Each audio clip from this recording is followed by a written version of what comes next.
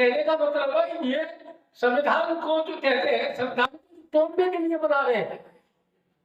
अभी 17 नवंबर को हमारे माननीय प्रधानमंत्री जी ने एक भाषण दिया। अपने भाषण में कहा था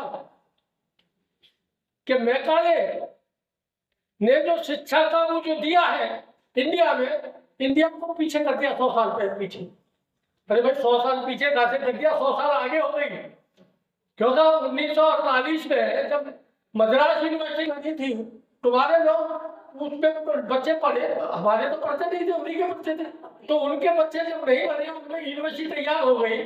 उसके लिए इन्होंने जो 3rd डिवीजन कहते हैं, 3rd श्रेणी जो है, वो अंग्रेजों ने कहा ब्राह्मणों ने कि हम माई बाप आपका जो स्टेटस है शिक्षा का वो बहुत आगे, हम बहुत नीचे हैं।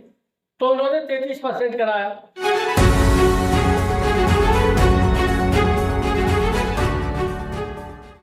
सम्मानित पदाधिकारी एवं यहाँ इस कार्यक्रम को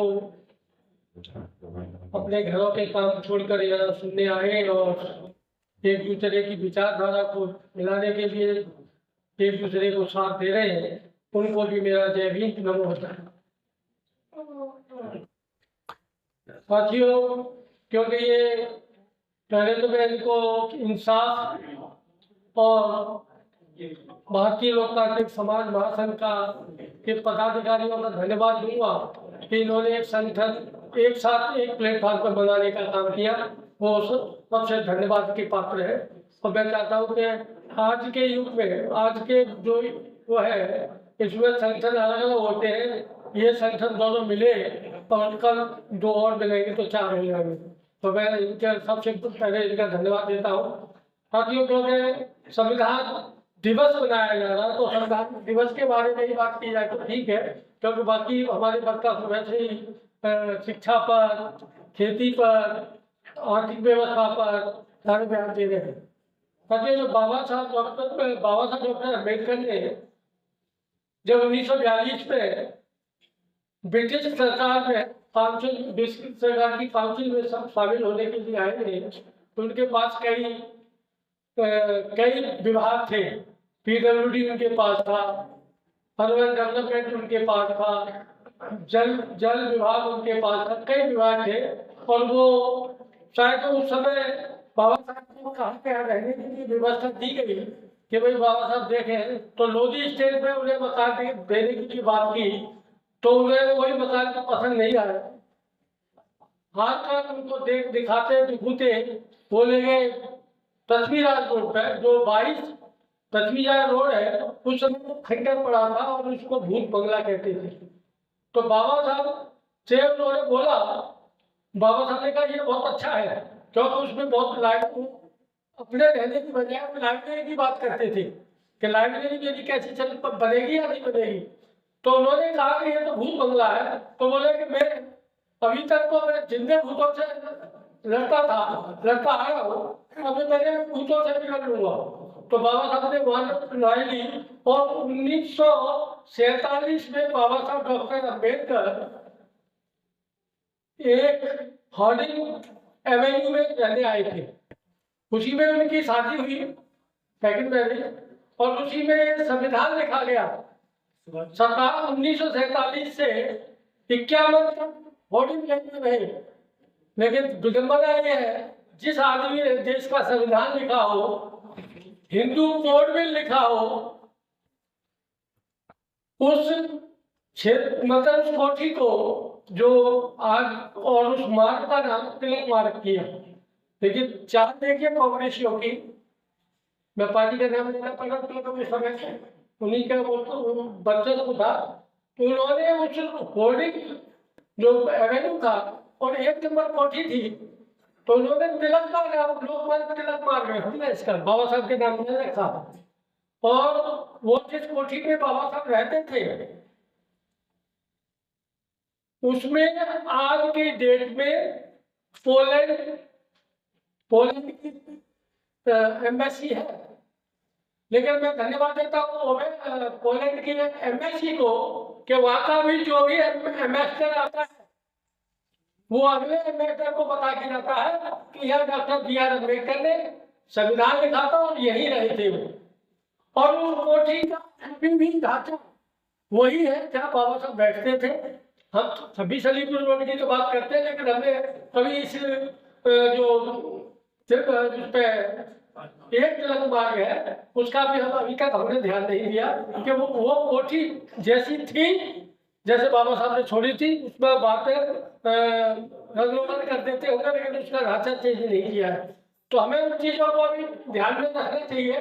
और ये जो संविधान की बात करते हैं, संविधान बाबा साहब ने जो प्रेमबल बनाया, प्रेमबल के बाद संविधान में जो व्यवस्था की उस समय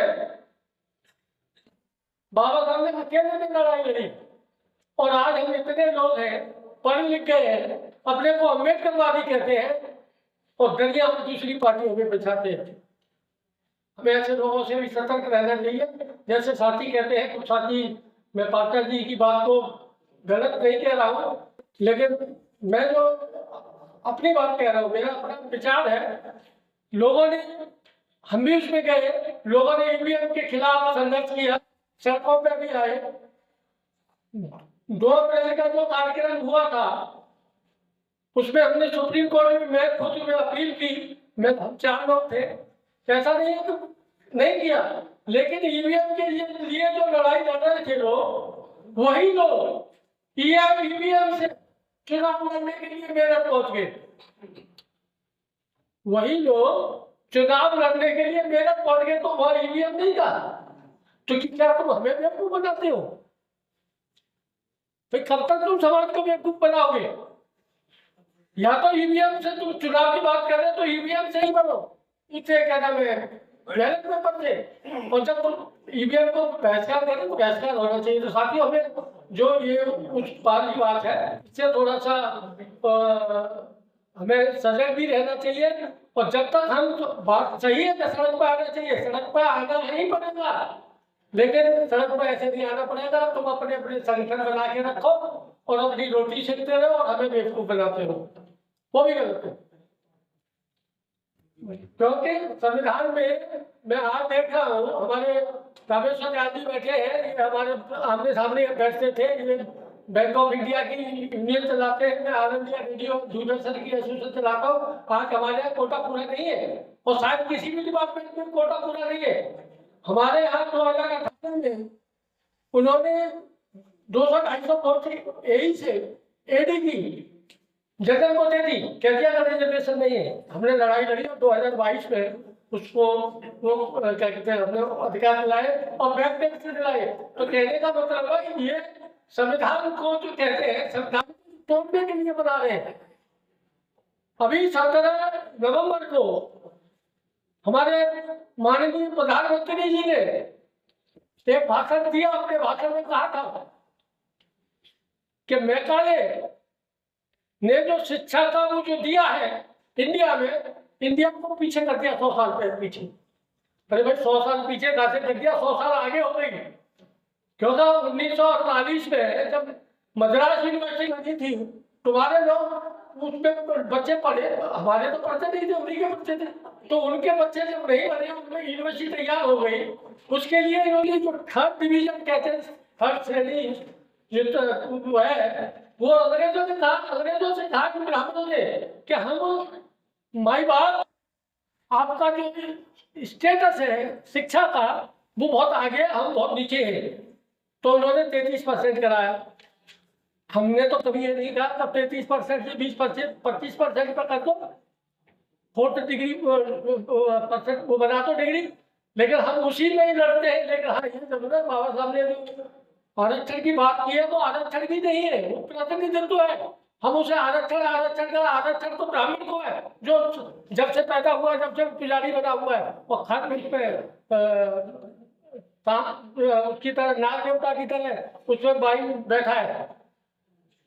तो मेरा जो आपसे कुछ निवेदन है कि ये जो सरकार है, ये शिक्षा के आधार पर, ये जो शिक्षा का जो किया है, मैडम यहाँ बैठी थी प्रेमलता, मैं लखनऊ मेरठ में एक कॉलेज है सरदारा में, और वो बीएड कराती है। और जैन का है वो। उस कॉलेज को मैं गया तो उसमें बहस बंद रही थी, उस कॉलेज में बीएड के कॉलेज में बहस बंद रही थी, बच्चे नहीं थे और न वहाँ कोई स्टाफ था। तो इस तरीके से भी हमारे शिक्षा के स्टैंडर्ड को डाउन कर रहे हैं। क्योंकि जो मैं कहता हूँ कि मैकाले ने जो 2 फरवरी 1835 को जो ये अंग्रेजी लाए थे, अगर वो न लाते और 7 मार्च को लॉर्ड विलियम कैटेज ने उसको प्रस्ताव को पास नहीं किया होता तो आज हम यहाँ बैठे हैं। हम शिक्षा के आधार पर बैठे हैं। शिक्षा होती तो आज हम किसी जमींदार के यहाँ बेगार कर रहे होते, इसमें कोई दो राय नहीं। चाहे हम यह कॉलर सफेद कहते थे, लेकिन सबके वो हम सबसे ज्यादा पाजामा चप्पल पे ही आए हैं और आज हम अपने बच्चों को भी पढ़ा रहे हैं। इसीलिए हमें यूनाइटेड होना जरूरी है और संविधान को भी बचाना जरूरी है। और संविधान तभी बचेगा जब हम एक लिपट पाएंगे। और मैं जो भी गलत कोई ऐसा शब्द निकला हो तो मैं क्षमा चाहता हूँ। आप सभी को जय भीम, नमो बुद्धाय।